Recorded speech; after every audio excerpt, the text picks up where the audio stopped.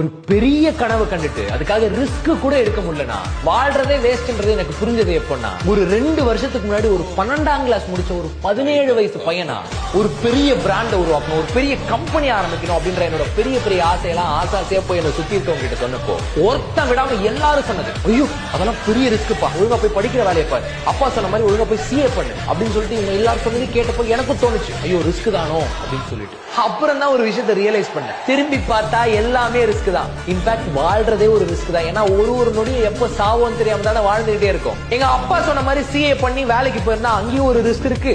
நான் சின்ன வயசுல யோசிச்ச மாதிரி ஒரு சிங்கரா இருந்தா அங்கேயும் ஒரு ரிஸ்க் இருக்கு. நான் இப்ப புடிச்சு பண்ற பிசினஸ்லயும் ஒரு ரிஸ்க் இருக்கு. சோ வேலையோ தொழிலோ எல்லாத்துலயும் ஒரு ரிஸ்க் இருக்கு. ஏன்னா வாழ்றதே ஒரு ரிஸ்க் தான். சோ தனக்கு பிடிச்ச ஒரு ஃபீல்ட் எடுத்து தன்னோட முழு உழைப்பையும் போட்டு கன்சிஸ்டன்டாவும் சின்சியராவும் வேலை பார்த்த ஒருத்தன் முன்னேறாம இருந்ததா சரித்திரமே கிடையாது.